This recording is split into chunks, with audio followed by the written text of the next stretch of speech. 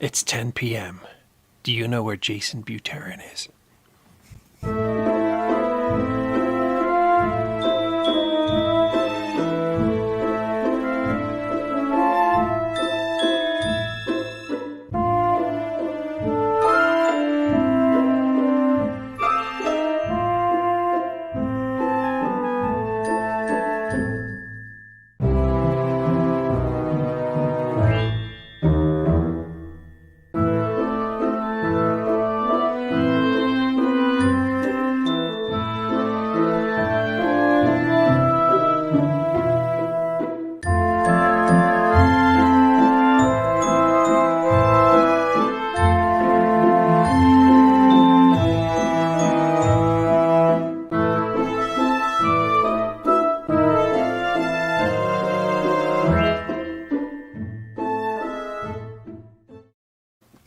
Hello, everybody. Welcome to another jam-packed episode of the End of the Night here on this 30th of January in the year 2022. I am, of course, your host, David Lee Madison, and my lovely and talented and dear co-host, Mr. Joe Ridgely. Joe, how are you, my dear friend? I am excellent. Glad to be back. How are you?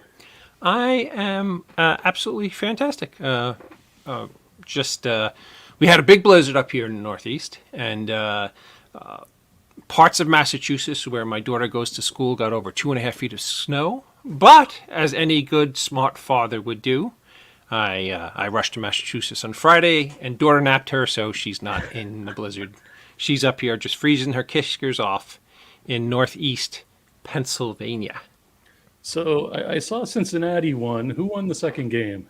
The Rams. The Rams. Really? Yeah, and I'll be honest with you. I am hoping that the Bengals win it all because when I was a kid, I was a diehard Jet fan.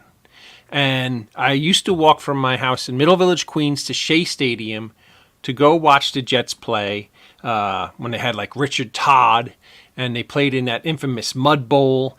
And I really bled green and white.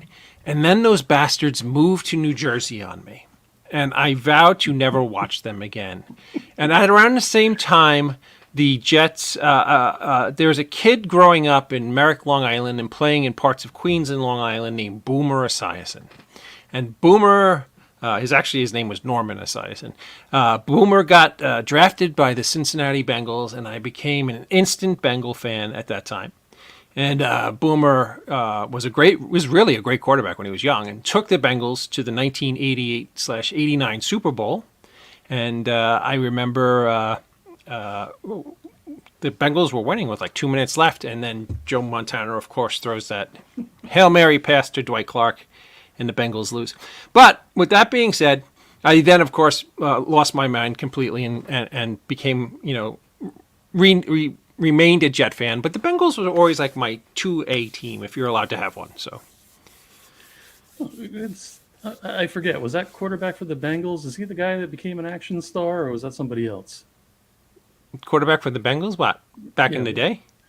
Like in the early 90s? I know there was one football player. I can't remember. Are you talking about Brian Bosworth? Maybe that's who I'm thinking of. Okay. Brian Bosworth was a linebacker for the Seahawks. Yeah, see, it shows you how much I know about football. See, I only wore the Giants shirt because I knew I was going to be able to talk about them for another 7 months. You could talk about how they're playing golf with the Jets. That's what you could talk about. We got CJ. What's happening, CJ? He's saying that he's a bandwagon jumping to the Bengals. That's freaking awesome. And Brandon E. Brooks from IOU Friday nights on the Indie Escape. Hello, David and Joe. Looking forward to another awesome end of the night. Thank you, sir. Hi, Brandon. Your last episode was fantastic. Keep up the good work, and thank you for tuning in. That was a freaking great show. Yeah, absolutely was. Now, I seen watching your Indie Escape page, or our Indie Escape page. I didn't mean our Indie Escape page, because I like to think I have a little part in the whole shenanigans that we play here. You attended what looked to be. Hi, Jeff. I hope you're well. Happy New Year's a little late on January 30th. I still have my Christmas tree up, Joe. Is that weird? That is weird. It is weird. That's Hi, Ken. I hope you're well. And I see that you attended what looked to be a fun as hell convention. Tell us a little bit about what is going on there. I would love to, and I'm such a bad person right now. I Hi, didn't Lauren. get a graphic or anything ready. So I went to Horrorville in Cocoa, Florida this weekend and hung out with some amazing celebrities. Felissa was there, and Dave, I can't remember his last, I always forget his last name. He was the guy who played Officer Doofy in Scary Movie. Sheridan, that's it. Yes. Thank you. He was also the voice of Ghostface in Scream, which I wasn't aware of. Sweet. I didn't know Ghostface had a voice in Scream. Well, are you talking about on Scream? Oh, okay, yeah. The Scream movies. Yeah. He was the actual voice.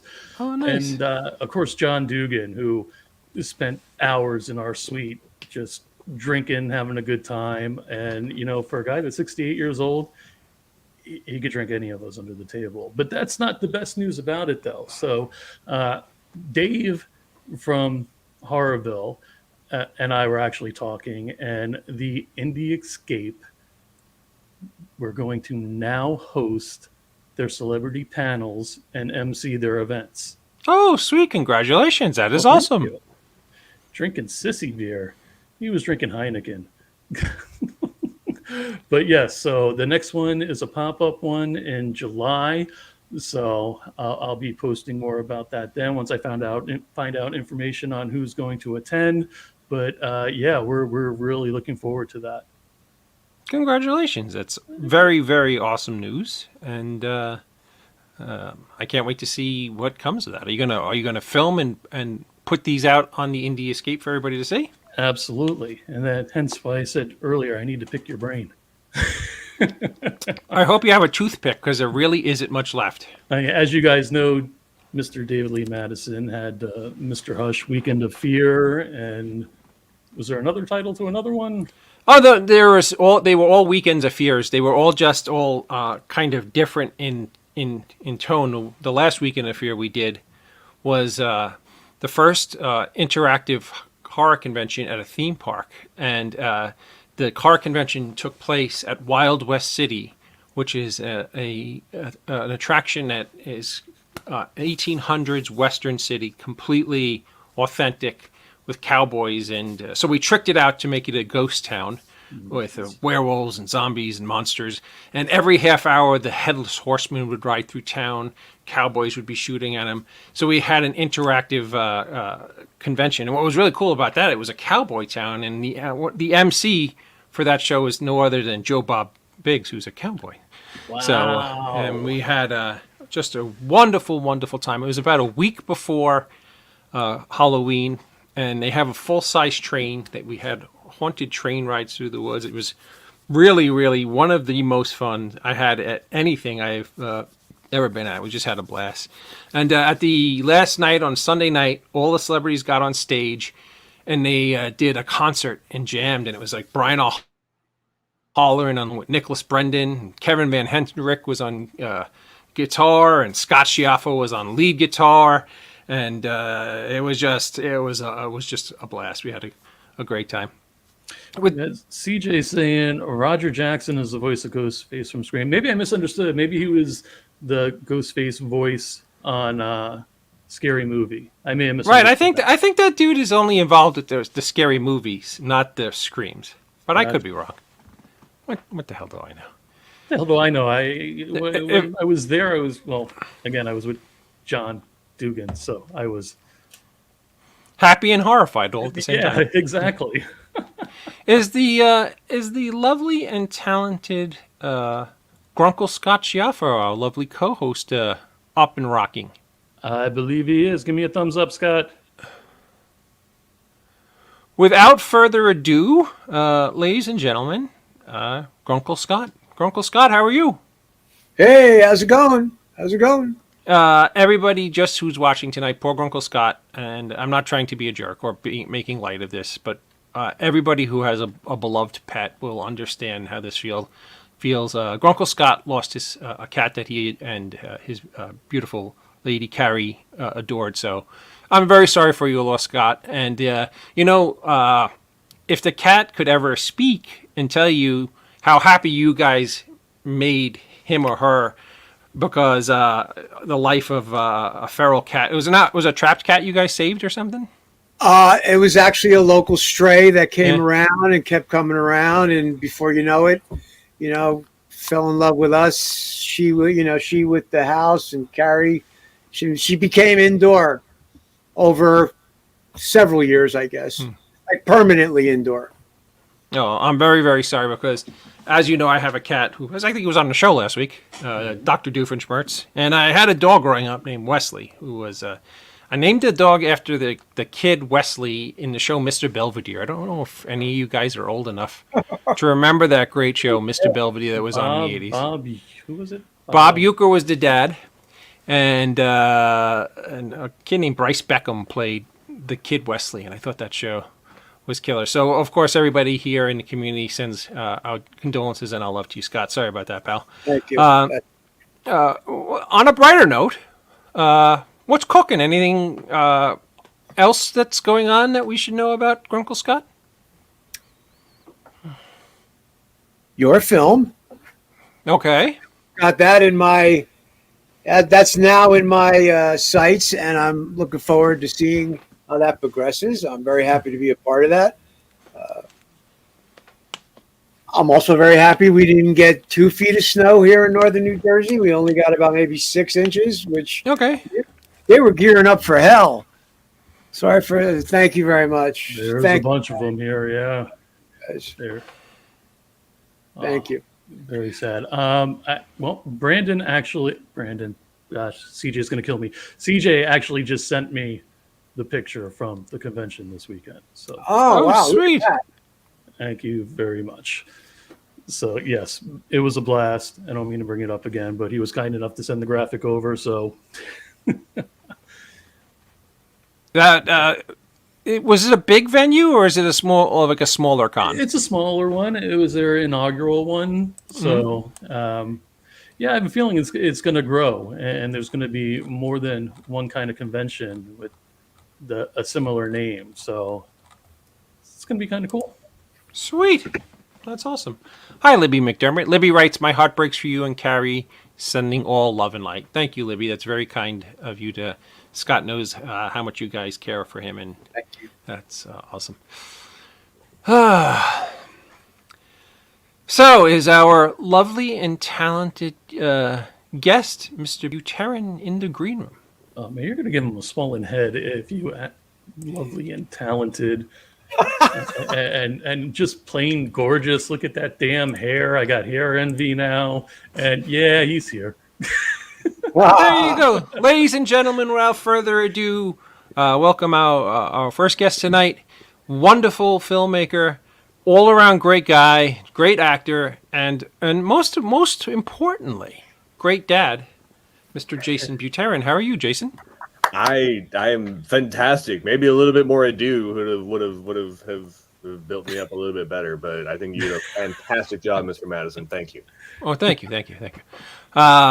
If I said anything, I'd rather it be you. Oh, thank you. Or Hans Gruber, but I'll settle. I will much happily take you. So it's fine.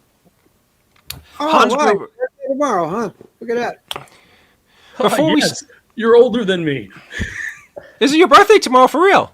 It is for real. This is my pre-birthday. It's my birthday eve show. That's happy! It was important for me to be here with you, fine 3 gentlemen. Happy birthday! I mean, we have like 3 guys. I'd rather it be you 3. Are you comfortable with sharing the number, or is it something that you don't wish to share? Oh, math is a hell of a drug. I will happily share it. I'll be 46 tomorrow. So. Oh, congratulations! That's a one significantly younger than I am. So be happy.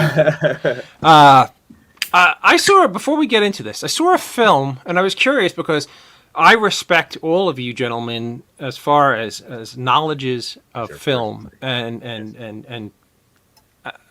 did any of you guys see J.K. Simmons' film Whiplash? I did, and it was. But now I'm going to zone out, and you want to talk about age? I'm older than you, David. I don't. The details are lost on me. Oh, so what the hell did you say anything I for? remember thinking it was phenomenal, and the I kid. don't remember anything about it. Yeah, well, kid- he won the Oscar, I think, for Best Supporting Actor, J.K. Simmons did. And it was about a kid who is trying to make a school's band as a drummer. And J.K. Simmons plays just like the most obnoxious prick teacher / coach, whatever you want to call him. And it was funny because it was like the perfect opposite of films like Dead Poets Society and what was the other one with Robin Williams and Matt Damon? Oh, Good Will Hunting. And Good Will Hunting. It was and Kevin Kline's. Yeah. It was And, like Mindy. It's a parable for life, really. Is what it was. And there was one with Kevin Kline, also Emperor's Club, and all those films about kids or brilliant people all seem to be about really nurturing, like figures of teachers or father figures. And this movie is literally about a prick who just literally like beats the shit out of his students, and is just mean spirited. And it's You just thought of me. what. You thought of me. No, of course. I said I watched this. I said I have to I have love Jason. this segue, dude. I love where this is going. It's fantastic. There's a jack off who's just a fucking dickhole, and I thought of you. You know that couldn't be further from the truth, Jason.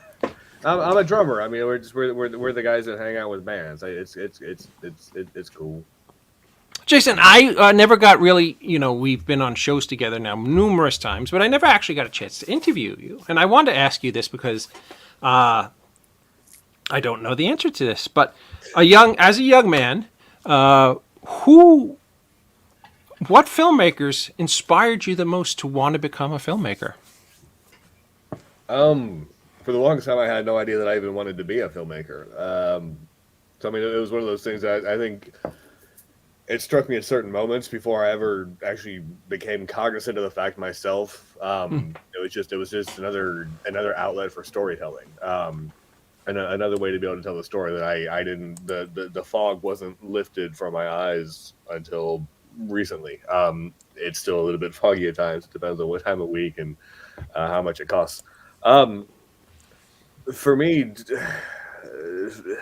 trying to pinpoint it down to actual filmmakers. I remember watching Desperado with my mom in the theater in the mid-90s and being extremely captivated by how just fucking drop-dead sexy both Antonio Banderas and Salma Hayek were on screen at the same time. I'm like, I don't know whose ass cheek I'm looking at, but it's fucking fantastic. And I mean, just having this amazingly just almost operatic, like ballet, like choreographed violence, and it was amazing to me. And I wanted to do that, and I didn't even know that I did that. But I mean, it changed the way that I was writing. I was writing short stories, columns, everything like that. Was one of those movies that sort of changed everything for me. Rod Serling and what he did with The Twilight Zone was a huge impact on my storytelling capabilities in terms of filmmaking. I think I've been trying to make an episode of the original Twilight Zone for years now. And short of a madman in a tiny blue box, I don't know if I'll ever get that chance, but trying to captivate making lightning in a bottle back in time seems like something that would make a perfect episode of the Twilight Zone. So I'll go with that. Sweet. Please. How about you want to hit him with the question that came up? Oh, crap, what? Oh, there was a Lauren. Goblins. I'm sorry, I thought it was a question. But it's still a really very cool thing. Goblins was amazing. I got to play a character named Snake, and all the characters in Goblins were named after various Kurt Russell characters from brilliant cinematic incarnations. So, yes, I got to bring out my inner Snake, which was fan-fucking-tastic and something very, very daunting to do. But I feel like I pulled it off well for being a one-eyed man in a two-eyed world. So was that before or after Shake Your Moneymaker came out? I am not the guy from the Black Crow. There it is. Yeah, no, we can do that. There once was a dueling piano bar in Paducah, Kentucky. I think that's where I was at. The whole doppelganger dilemma thing has followed me for many moons now. We were in Paducah, Kentucky. I was there at a convention. We were screening and we were selling stuff and doing our independent filmmaking thing. I was at the dueling piano bar, and someone's like, "Hey, you look like the guy from the Black Crows." It's like, I haven't heard it in the last. One of my friends like, "What was that about?" I'm like, "Well, about every 5 minutes, someone's gonna say I look like the guy from the Black Crows, or the guy from White Zombie, or Jesus, or whoever someone owes like $10 of weed to. I don't know." He's like, "No." I'm like, "Yes, it's true." He's like, "No." I'm like, "No, it happens all the time." So he goes and tells the sound guy. He's like, "Oh, hey, the guy from the Black Crows is here, and don't tell anybody, and just be cool," and points to me. And the sound guy's like, "Man, that's bullshit." And like brings him a picture on his phone and holds it next to my face, and he's like, "Oh shit, it is you." I'm like, "It's me." I'm like, "Don't tell anybody." I'm like, "I'm here with the documentary film crew." He's like, "Oh, okay." And you see him tell somebody, like, you just watch it just spread like wildfire around the entire fucking piano bar, to the point where I spend like 3 fucking hours signing autographs for people. The band itself is like, "Oh, hey, the guy from the Black Crows is here. Like, you want to sing with us?" I'm like, "Oh, I can't sing because it's in my contract. But I can play drums, though." They're like, "Oh, yeah, you want to play drums for a song?" Sure. So Chris Robinson played drums on Hard to Handle because it was in his contract that he couldn't sing to the documentary film crew that he was in town with. But the chief of police of Paducah was like, he's like, "Mr. Robinson's like, there's anything you need, you let me know." It's like, "Can I have 5 minutes in the evidence room in a bag?" I was like, "I gotcha." So nothing ever happened after that. So that's how I got confused with the guy from the Black Crows. It's been 3 hours signing autographs. I actually had my friend bring up Chris Robinson's signature off of eBay, I think, so that I could try and make things match. I wanted my fans to get their money's worth. There you go. That was very, very that dishonest had of nothing you. to do with the question you asked, but I hope that I made the listener to the show very happy. Brandon has a question for you. Jaysen, what's your role in Matt Cloud's Night of the Living Dead Genesis, and any knowledge about its release? I got to play a security guard by the name of Malcolm Kuzamik. Malcolm K. A very clever last name. But it was super rad. It was quite a few moons ago, but that was where I got to meet Judith O'Dea, star of stage and screen, and also Barbara from the original Night of the Living Dead. Traveled up to Luray, Pennsylvania, which is a spectacular. It's a moment in time. It's one of those kind of places, one of those towns that's just wow. So Luray was cool, but we traveled up to the Trans-Allegheny Lunatic Asylum in Weston, West Virginia, which is the most haunted fucking place I've ever been to in my entire life. The asylum, not West Virginia. I've been to West Virginia before, and it's just kind of one of those places. But the asylum. No, it's plenty haunted. I mean, that's their shtick. I mean, they have all these haunted tours and stuff like that, but it's one of those where it's like everything you looked at in this place was the creepiest thing you'd ever seen in your life. Like, people were pulling into the parking lot, and everybody stopped and got in their cars and took pictures. Because as soon as you pulled into the lot, like, the sky went dark and fucking shit started falling, and like everyone's bleeding out every single orifice. And we're like, "Hey, let's go make a movie here." And then we did. But it was just it was super, super cool. As far as the status of the movie, it's just it suffered another one of those pitfalls that independent filmmakers are victim to a lot, and it's just the funding just sort of dropped out and has come about sporadically. So for Matt Cloud to be able to see it through and to finish it, I think is an amazing thing. So I'm not sure what the production status of it is. I know he's been gearing up to do it again, but I don't know what that is yet. So for me to have a small part in that, I got to play security guard, and I'm moving, Judith O'Dea from point A to point B. But I was whispering to the guy next to me, I'm like, "Dude, we're coming to get Barbara." I'm like, "We came and got Barbara." I'm like, I did. I'm pushing her along in a fucking wheelchair, but that was amazing.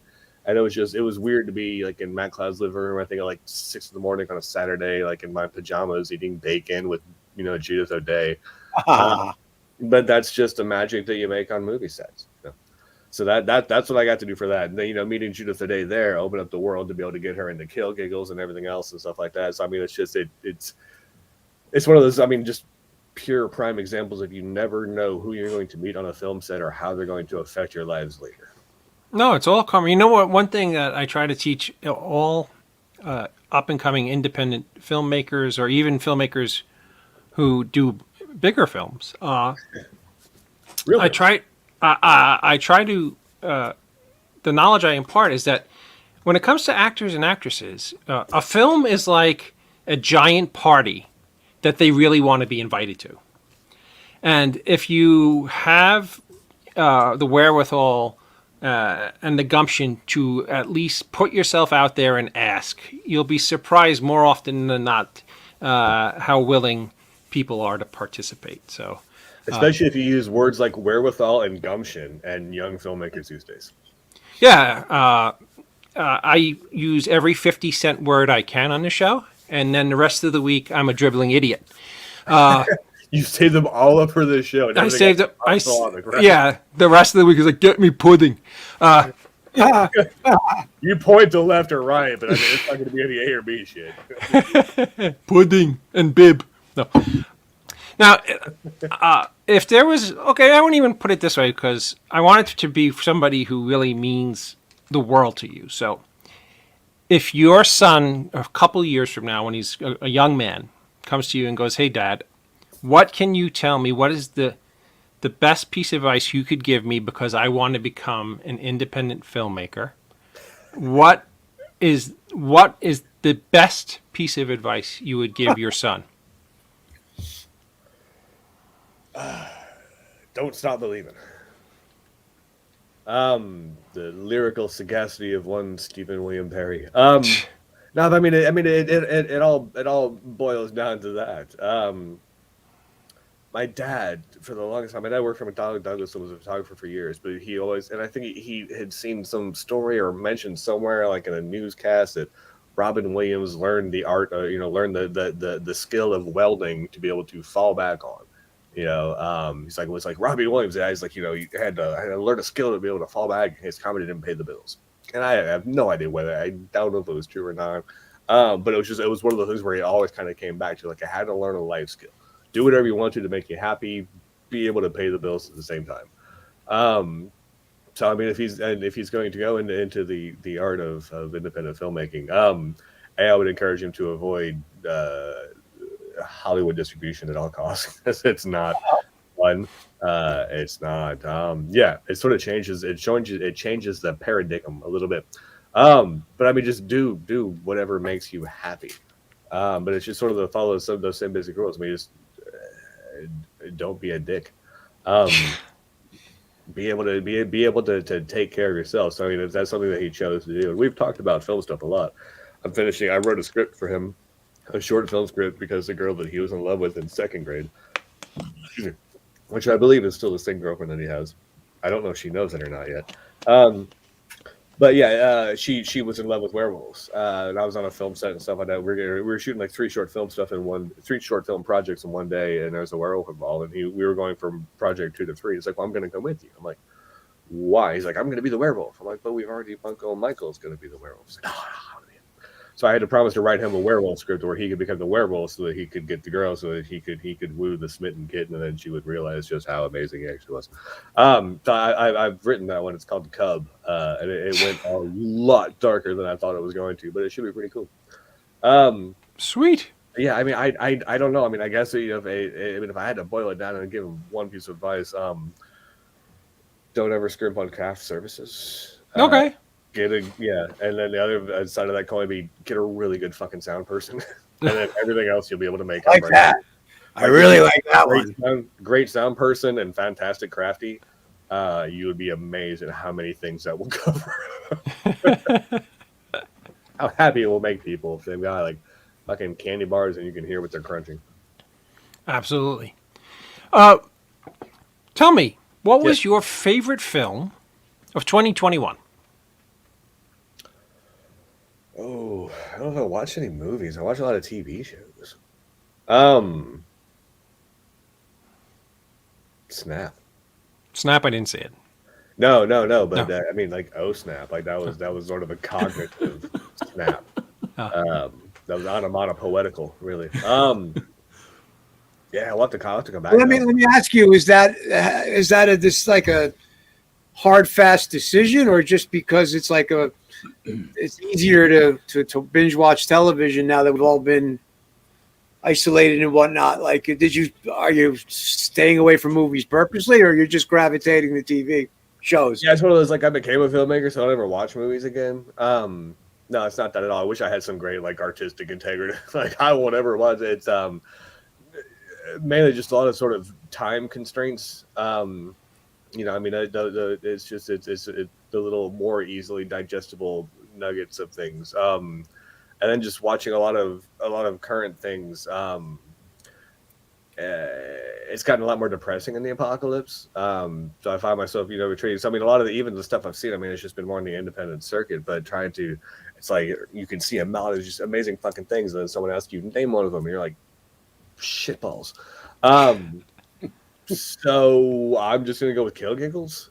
Okay. And then come up with a much better, Clerks, and then Vulgar, and then Clerks 3, and then Joe Ridgely. I'm just I'm doing the Kaiser Soze thing and cutting off stuff I see on the screen. The Joe Ridgely film was The fantastic. Joe Ridgely film, Hey. yeah, no, it was fucking epic. And I mean, like, I didn't expect that, like, especially to have Kristen McNichol come through at the end of the third act. Like, I never thought it was going to happen. Yeah, and Buddy Hackett played Joe better than anybody I could have ever imagined. No, it was amazing. Like, it was amazing. Wait a minute, Buddy Hackett couldn't grow facial hair. Knock it off. No, like, he was getting, he was getting. I think Buddy Hackett confused with Arlie Ermy, but I mean, it's fine. Or was it Ernest Borgnine? It was like Arlie Ernest Ermy Borgnine. I think was. I mean, it was cool. I mean, any one of those people would do Joe Ridgely just fantastic justice, I think. So that would be the movie that I wanted to see in 2021. The Joe Ridgely story. Wow. Okay. See if I ever heart again the adventures of Jack and Daddy. All right. Oh no! I've lost my faithful fan. My flock of one. My flock of dull. No, it's actually really cool when you guys post that stuff, though. It does make me laugh out loud, and it's. No, that's really great stuff, man. It just definitely resonates. Really resonates. It's like super genuine. I dig it a lot. I appreciate that, gentlemen. Thank you. So, Jaysen, are there any films that you currently have in the till that you're going to start working on soon? Wow, that would be super nice. It's been weird because of Kill Giggles being part of the machine now. We're in the Hollywood machine. Kill Giggles was awesome. Oh, thank you, Ms. Libby. Thank you. So we've been waiting on just a release date for months now. And it's hard, it's difficult, it's creatively emasculating for me to be able to try and start something new when the last thing that we started isn't out yet. So I mean, we went through deliverables, we went through all that hell, 6 ways from Sunday back and forth, and have just been trying to keep our heads above the quicksand and just praying for a release date. And we haven't gotten it yet, so it's hard, especially with crowdsourcing. I haven't won the lottery yet. I keep doing gypsy curses on people and nobody eats the pies, so I haven't gotten the money yet. It's very vexing. It's very creatively frustrating. So we've got lots of just sort of in the works, but it's it's hard to get any action, any trend going when the last that we ask people for assistance with isn't out yet. So it's vexing. I think I'm going to try and maybe dive short films, especially. I mean, that's sort of what put us on the filmmaking path that we're on now. Just being able to tell a very just sort of short and concise stories and stuff like that. So I've got three short film scripts that I've finished that I'm hopefully looking to maybe try and maybe, if I get lucky, knock out this year, which would be super, super rad. One is very dramatic. I think it's probably the most personal thing I've ever written. It's called The Blue-Eyed Boy and Mr. Death, which is sort of based off of the line from an E.E. Cummings poem. But it's about a boy, a gentleman whose father passes away, and many moons later he still has his father's number in his cell phone. And it's about just sort of like, I mean, keeping numbers in the phone, and when you have a bit too much to drink one night and you accidentally hit send, and then somebody picks up on the other end and they're not supposed to. So it's just sort of one of those surreal, dramatic kind of chances to have a conversation you might not otherwise have had. I think the tagline I was going with was like, sometimes even death feels bad for being a dick. So it was a fun thing. And then I've got the short cub that I mentioned, the werewolf short, and then there's another one called Death Calf, because I ran out of decaf, or I ran out of coffee one day, and the only thing we had in the house was like a little packet of like hotel decaf coffee, or nothing. So I was like, fuck it, what? I couldn't figure out which one was worse, death or decaf. Obviously, it's decaf would be much, much worse. I mean, like, we've got that one, and then there's another one I'm writing. I want to make a movie where we kill cancer, because no one's done that yet, and it seems like a really fucking good idea. So that's going to be the best revenge story ever told. Will be called "Let's Kill Cancer." I like it. Yeah, the poster just practically designs itself, you know. So I mean, there's all sorts of goodies. So the corner was amazingly scary. Oh, thank you, Mr. Linebach. That was very kind of you. That was fun. The corner was. So yeah, there's all sorts of stuff in the works, and I've got feature projects, and I'm helping out with other very near and dear friends and stuff like that. So we've got a lot in the works, but it's just been, especially with the apocalypse, because it still feels like March 2020 a lot of times. No, isn't that crazy? Like, hey, we got our movie done. I was like, hey, I'm gonna release my movie. Oh, hey, look, the whole fucking world shut down. It's like, well, so it's that big thumb up the butt of everyone's plans, and not in the fun way, like not in the way you think it would be. Not in the way it's gonna be like, you know, like 11 o'clock on a Friday night, but around the back of the bowling alley or anything like that. Like not in that way, in the very singular way. So yeah, I forgot what the question was, but I hope I won. No, you absolutely did. Jay, where can people find you who are looking to seek out your work? And right there, they literally should come to your house. Literally, all they gotta do is like look here, and then that's where I'll be. Look in your heart, and I will not be there. Bring tacos. Not fucking Jesus. I just look like the guy. Oh crap! Joe made my face even bigger. Thank you. Yes, that's just much more daunting for the guy that's lugging around an orange on a toothpick.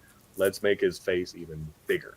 Well, our CB radio handle is ClownKiller666. And then all the other social media stuff like that is just usually the /Mad Ones Films. YouTube, Facebook, the tweets, the twats. Instagram is the Mad Ones Films, but mostly because I forgot the password and the fucking cunts wouldn't let me back in. So I'm like, it's the Mad Ones Films. And then obviously the article makes all of the difference in terms of our follower. So it translated over well. So that's kind of where we are, or just like David said. I mean, if you have tacos and then look in your heart, hell will be there. Jaysen, I got a question for him over here. Jaysen, is the rumor true you're going to have a show on the Indie Escape? Wow, what a well-timed sound effect. I don't know. I mean, you can't believe everything you see on, you know, TMZ. And then like you can't believe the conversations you hear when people are ripping big fat rails in bathroom stalls. So anybody do cocaine in bathroom stalls anymore? I don't know. I miss the good old days. Someone's vibrating or buzzing. I don't know what's going on, but no, that was actually a music background that I was testing out, and it says it's rock. But I was having really weird flashbacks. I'm like, I don't know if anyone else hears that because Scott's just dude, were you there in 1996 too? Jaysen, thank you so much for joining us tonight, brother. What was you, Joe? Yeah, before he leaves, I would actually like to bring Constance up because sure. They're Facebook friends. They haven't met yet, and I figure it would be kind of cool. Well, hold on a second. Let's give her a proper introduction. Ladies and gentlemen, our next guest is a super talented actress, a stunt woman, and an MMA fighter, and just an all-around Renaissance woman. She's just awesome. Gentleman, Constance Payne. Hi, Constance. How are you? Y'all? How are you? I'm doing good. I'm excited to be on your show. Thank you so much for having me. Oh, it's absolutely our pleasure. Jaysen, have you met Constance before?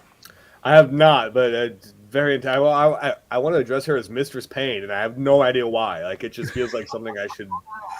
You know, you're not the first to have to do that. I have no doubt. I will happily earn my place in subjugation. Word, dude. Word on that one. It's nice to meet you. Yes, ma'am. All right, now I'm going to kick you out. No, fair enough. I mean, I can't possibly follow that. So you really can't. Wait a minute, though. Wait a minute. You were hinting or talking about Jaysen possibly having a show. Yes. Yeah, Joe. What's up with that? I thought the cat had one up and coming. And so did the rest of the audience. How come I'm not? I'm like, I want to be on this dude's show. Why am I not being asked? Right? Turns out there's no show. I think I just got fired. Yeah, no, I got fired. Like he got the guy from the Black Crows to do my job because I'm too much of a just pain in the ass. So he got Chris Robinson, Zombie Christ, to do it. That plays drums. No, yeah, the place. Oh, I mean, it's just we're just a guy that hangs out with the banjo. We don't. It's not a whole lot going on there. Oh, she got a puppy dog. See, I can't compete with the puppy dog. I gotta go. I could play the triangle. Jaysen, thank you so much for doing my show, brother. I will talk to you soon. You know you're always welcome. Bye. Consider you a dear Thank friend. you. That guy is it. Be well. That guy. Hi, right? Constance. Sorry Hey, what's up, y'all? Sorry that hack bought into your time there. We should have kicked him off you're all earlier. good. He was so entertaining. I was like sitting over here giggling with my dog and shit. So, Constance, tell our audience a little bit about your independent film career and some of the films that you've worked on, because I am an enormous fan. I think you're awesome. I've been following you on Facebook for years now. I guess an easier question would be, tell us how you got involved with independent films. All right, cool. Yeah. So about 6 years ago, I had kind of plateaued in my regular career, day job type of stuff, and I felt a little bored. So I took an acting class in Orlando because I was living in Florida at the time. And right out of that acting class, I got booked on a series. It was the Icons of Horror 2 series. And then, now we just filmed number 3 and everything. So it's been a really good, little mini independent franchise to be a part of. And all of the footage that I got from Icons of Horror 2 has gotten me where I'm at today. And I've got so many credits and things. I can't even remember the names of people I've played, or I'm like, wait, I've not played a zombie thing before. And I'm like, wait, no, I did. So, you kind of forget after you do so many things of what you've done, what you've accomplished. And it's pretty cool. Like every project I'm part of is unique. Couldn't be more thankful.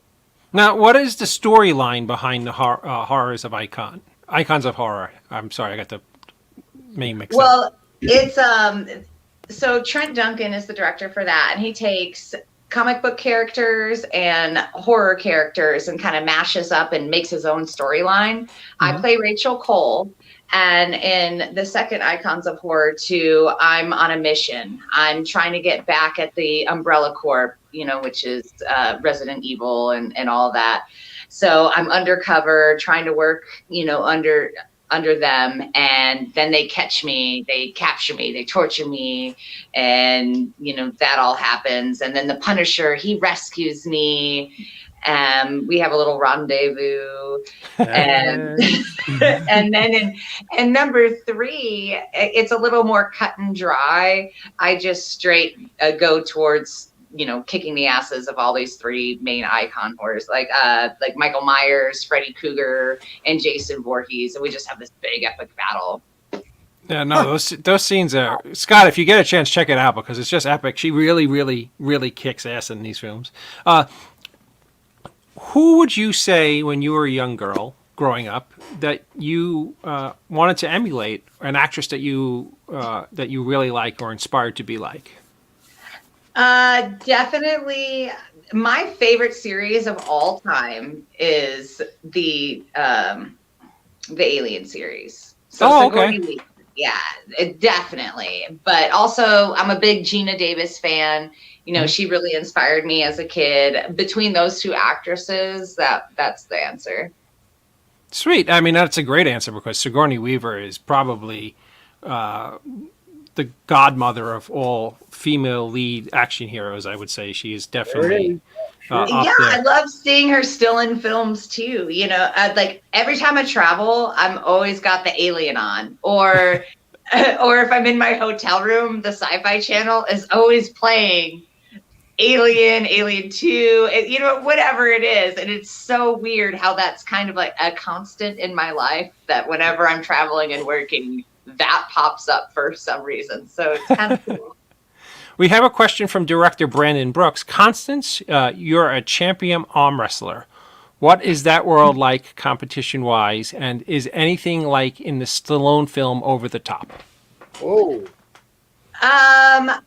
It is very intense. And I would say I love the arm wrestling community. Everybody's so supportive of each other. I'll be honest, I did not perform well this last, for the championships this last year. I had a lot going on. I didn't. Yeah, it was. I didn't do well, but I do have a bronze medal and I have a buckle from times congratulations. prior, and I am gonna come back like a champion that I am. But even though I knew I wasn't gonna perform well this last year, I still went anyways because everybody's there so cool. You know, And guys. Oh, go ahead. I was going to say, I suspect that you could beat Scott, Joe, and I combined in an arm wrestling. It's kind of horrifying. I'm not gonna lie, I probably could. I mean, when I can do a lat pull down, 200 fucking pounds, bro. Wow. And like, yeah, 6 times. I do sets of 6, so that's not even my max on that. That's See, awesome. she has a good point there because I'm 5'10", 300 pounds, and I can barely get out of my seat. So yeah, she wins. I don't And even think I can do like one pull up anymore.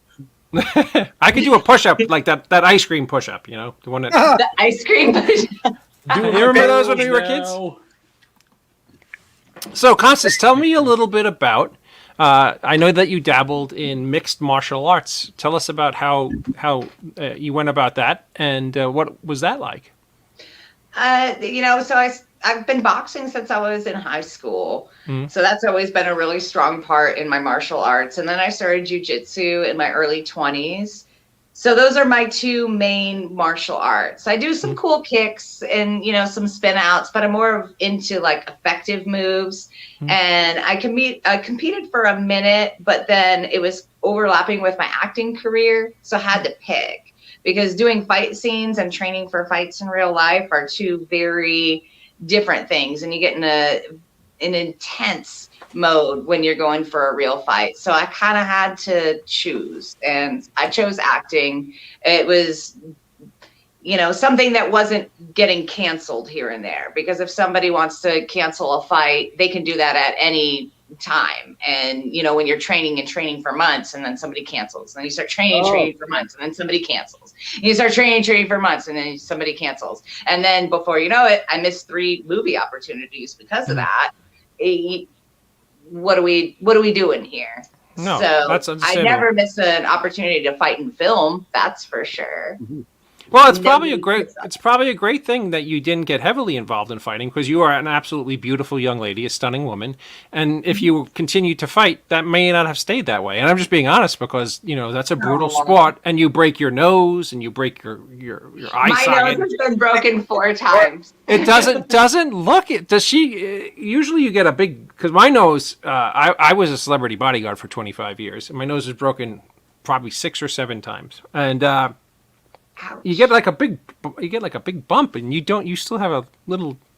I do. I have a little bump. I'm not gonna lie. I'm not gonna draw attention to it. It's little, but it is there. But I could still look in the mirror and be happy.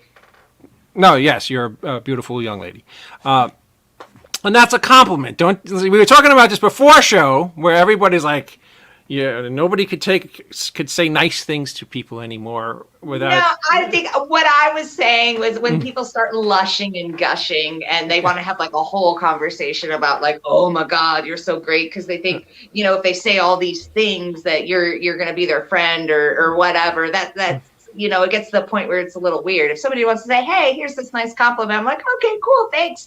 Let's move on. So, do you have any films that you are currently working on? A lot, yeah. So I'm booked once a month for the rest of the year so far. And there's some things I can talk about, things I can't. We've got, some cool short films coming up. One had to be rescheduled from this month because it's so cold in Georgia, and it's all outside shoots. So I was super disappointed about that, because I've been getting ready for that film. I wrote it actually, and it's been on the table for almost 2 years. And it just one thing after another, just me being busy with, other things I'm filming and all of that. So hopefully we'll get that filmed in February. I've got a film I'm shooting next weekend. It's a psychedelic type of horror film. It's pretty cool. It's supposed to be in Bulgaria in May, and France in September, and then Spain at some point this year. And other than that, it's just like, yeah. So, I mean, it's crazy. I went to Europe for the first time in my life last January, I never thought I'd be going there for a film. I never thought I'd go there, afford to go there, you know, and then here people are paying me to go there and be in their movie. It was awesome experience. And and now I'm going 3 times to Europe this year. It's so weird. Now, do you do the convention circuit at all? I don't. I'm interested in it, though. I see a lot of people have fun there. It just kind of depends on what's going on because, you know, I have a regular job. I still have a day job. I'm a forensic cleaner. And then I do like sewing. I make clothes and other types of stuff. So it just really depends. I mean, I'm not opposed to anything. If anybody wants to invite me or ask me, it just depends on what's going on. Now, your regular job, other than your acting and all the other wonderful things you do, you said you're a forensic cleaner? Yeah. What does that entail? That sounds like really, really cool. Sounds like you have to have a strong stomach. Maybe emotionally closed off, but yeah, strong stomach that's a big thing too. Now I clean up after crime scenes, like suicides. We do hoards. That show Hoarders, like that's kind of a regular thing in my job. And then, the suicides, unattended deaths, those are awful. This is Georgia? We're talking Georgia? I live in Georgia, yes. In Georgia. And a lot of the filming, you did a lot of filming there initially, but now you're traveling all over? Well, she's talking about her real job, though, Scott. I know that. I was just trying to get fixation on, that's a really intense job. It is. I'm not going to lie. There's been, there's some moments that you have here and there. Some days aren't as bad as the others. And then sometimes you walk into something and you're just like, ugh, and so people, it's hard to we have hard days. We do. And the thing that keeps us all together is we've got a really strong team over at Bio One, and everybody, we all get it. And sorry, I'm kind of stuttering. It's just, I guess what this job has taught me is that none of this bullshit fucking matters. Like all this daily bullshit. I don't care about anybody's fucking hair or your nails or if you cut me off. The only thing that matters at the end of every day is human life and quality of life. And whatever we can do to improve that and help the community and be at service of that, that's what fucking matters. Yeah, and being kind to each other probably helps too. I mean, that's relative. If somebody deserves me being a dick, I'm going to give it to you. Well, that's when you asked Jaysen you don't want to earlier. mess with me on a bad day. Like if I just had brain matter in my hand and somebody wants to bitch at me about something stupid, they got the wrong for the devil. I forget what you asked Jaysen earlier, but Jason's reply was, and don't be a dick. And I see her down in the green room. I was like, yes, don't be a dick. Because it's not hard to be kind. I'm kind to everybody. But if you like, if somebody gets me agitated, it's literally because you did something to be a dick. So just don't be a dick. Ken's saying he's done that kind of work too. Days where you clean up goop. Yep, it is disgusting. Is that the technical term? We call it a lot of things. We call it we'll come up with names. Like if there's like human goo, we call it the juju. It's funny because people will ask, we have a dumpster trailer that hooks up onto one of the trucks that we drive around, and people will ask, hey, can you help me move? And it's like, no, you don't want like your stuff, your personal stuff in this trailer that we've thrown all of this disgusting hazmat material in. Yeah, like you don't want it. Like we could spray it down and bleach it down all I want. I wouldn't ask my boss to help me move with that. I'm gonna rent a U-Haul. I would imagine before COVID aside, you're doing masks and gloves on those calls. Had nothing to do with COVID. You go in masked and gloved? Oh, full body suits. Yeah. Sometimes it just depends on the situation. Yeah, it depends on like what we're dealing with. So, I mean, I could have a full hazmat and like face respirator, like the whole deal, and like duct taping our gloves onto our suits and everything. Booties duct taped on. Like It just depends on what it is that we're doing, on how, severe that we're getting loaded up on our gear. And the thing that sucks about it is it doesn't even matter. It could be 40 degrees outside. You put on one of those hazmat suits, you are your own terrarium. You are just covered in sweat. I'll weigh myself before and after. I have lost 3 pounds before, sweating my ass off. And then you take your gloves off and it's just like... Probably like zero, like absolutely zero breathe in that gear. That's why, right? I've definitely felt like I was going to pass out before because of just being so hot, and you're working so fast and trying, and pushing yourself to get this done, or we've got to take breaks. Like there was this one lady's house who there was so much cat urine in there. I mean, it was awful, and I was full respirator, and I could only be in this house for 15, 20 minutes at a time, and we'd have to go outside and take breaks and just, demask and then go back in. And she was living like that. I felt so bad for her. She was a severe alcoholic. It was terrible. CJ wants to know, do you have to deal with bodies burnt in fires? That has to smell so bad.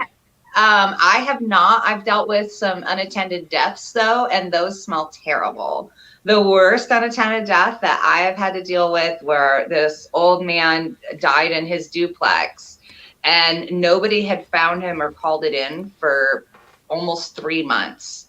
Ooh. You could smell this driving into the neighborhood. I wasn't anywhere close to this house. I'm like, how did everybody just wait so long? Like his grass is like 3 feet tall. The mail's spilling out of the mailbox. Like nobody checks on people anymore. And that's sad. That's another thing that, I'm very attentive and looking after my neighbors and stuff like that, and the elderly people around me. But yeah, this house. Was it a fairly populated neighborhood? Like, homes close to each other? Yes, they were all duplexes. He was attached to somebody else's house, and nobody called this in for 2.5 months. Everybody's thinking there's maybe a dead raccoon somewhere they don't want to deal with, because that's a powerful smell. We all know it's, and I don't want to sound unfeeling here, but it's the smell of death. Yeah, the smell of death is a very pungent smell. It's like having a little tiny field mouse somewhere that's dead, you're not aware of. A day or two later, it's like really. Yep. It's like a punch in the face. That's really, wow, oh my gosh. So Ken said he did this work in the 80s. They didn't have hazmat suits, no protocols. Ooh, okay, that's... Yikes. What do you do, just go in like this?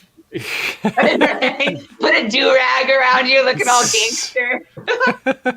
Oh man, I couldn't fathom. I really have to say that I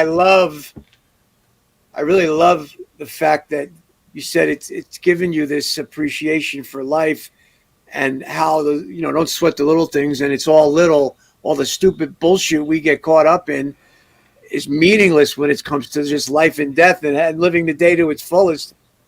So I think kudos for gleaning that out of doing that work. Yeah, thank you. I mean, I guess I used to sweat the small stuff, little things used to piss me off. And now, I mean, I still have a soul, and I have emotions, and I laugh and I cry. And, you know what I mean? I still have all those things, but I feel like a little bit like colder to certain aspects of life. I don't know. Or the not caring about the little things. As you get older, you learn to weed out the bullshit that isn't worth giving you gray hair over. And and it's actually one of the few things about getting older that's actually good. Constance, you are absolutely lovely. Thank you for doing our show tonight. Can you tell everybody who's watching tonight where they could find you on social media? Yes, you can Google my name, Constance Payne, Payne, and things will pop up. You can follow me on Facebook. That's usually mostly where I'm at. Thank you so much for joining us tonight. I will continue to follow your career from afar on Facebook. I'm a big fan. I think you're awesome. I hope maybe someday we get to work on a horror film together. Again, Constance, thank you for joining us tonight. All right, I'm down. Y'all let me know. Take care, Constance. Be well. Good night. Wow, she was a sweetheart. She definitely. Emmett at Haven for Heroes. If you want to buy collectibles, baseball card, comic books, toys, and you live in the Orange County, New York area, check out Haven for Heroes in Port Jervis. Go see Emmett Garnham, my dear friend, in his wonderful store. Just a great guy. Oh, it was a fun show tonight. And I want to thank Jaysen and Constance for coming on because it was just a great show. And a message: we're not going to be here on Super Bowl Sunday.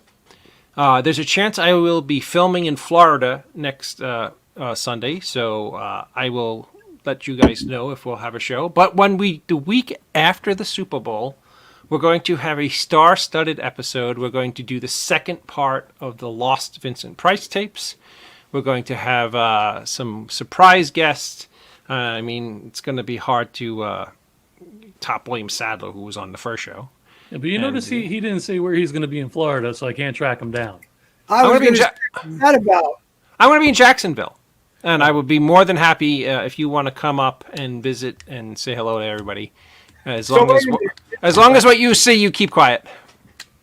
No Valentine-related show, huh? Valentine's Day is the 14th, right?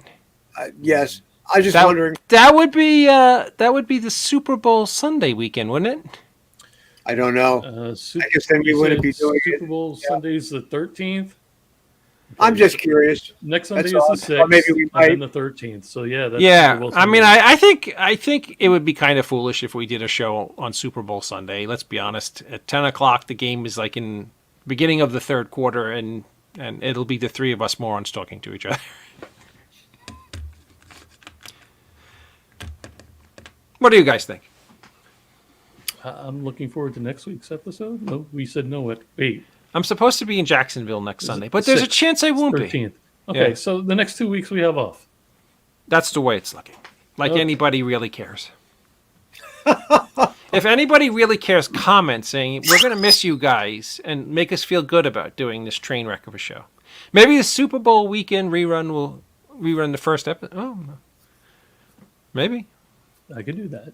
Well, these are all archived anyway, correct? Right? Mm-hmm. Super Bowl watch party. Ah. Okay. I think we could do that legally. Yeah, you know what?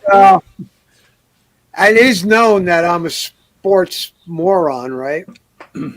Yes, and as am I. And so the Super Bowl, when they're playing their foosball, no, I don't have a.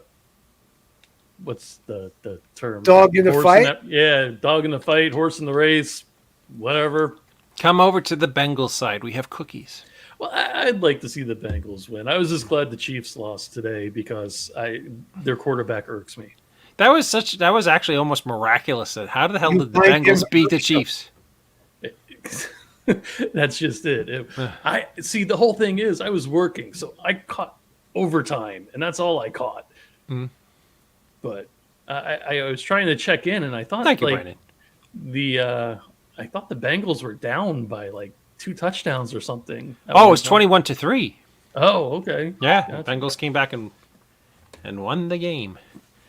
And Jaysen, there was so many things I wanted to ask, but time all of a sudden started getting away from us, and we got to definitely have that cat back, on again. Well, Jaysen is literally part of the fabric and the family of the network. So he can have his own show. What else can you know?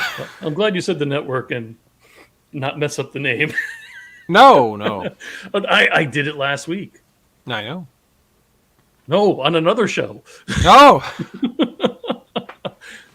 Yeah, it's just like, damn it, Joe, come on. The Indie Escape. Well, ladies and gentlemen, this old hack has to get up at 4:30 in the morning to drive his daughter back to college in Massachusetts. Oh, wow. So with that being said, I think we're going to sign off. Again, I want to thank Jaysen for coming on. He's awesome. And Constance. And I want to thank you guys who I love dearly as my brothers for always doing this crazy show with me. And before he And- signs off, everybody go to David Lee Madison's The End of the Night Facebook page, hit the like and subscribe button. Also go to the Indie Escape Facebook page and YouTube channel where his shows are archived. Please. Absolutely. And in 2 weeks, if we're not back this Sunday, because there's still a chance that we will be, the week after the Super Bowl, we'll have an unbelievable all-star Vincent Price episode. You'll, thank you, Emmett, have a wonderful, groundbreaking show, and we'll have a good time. With that being said, Scott, is there anything you want to say in passing? You're all good. I'm very good, man. Rest in peace, Howard Hessman. Yeah, he was a great character actor. It's funny that the Cincinnati Bengals went to the Super Bowl today on the day that the WKRP and Cincinnati legend.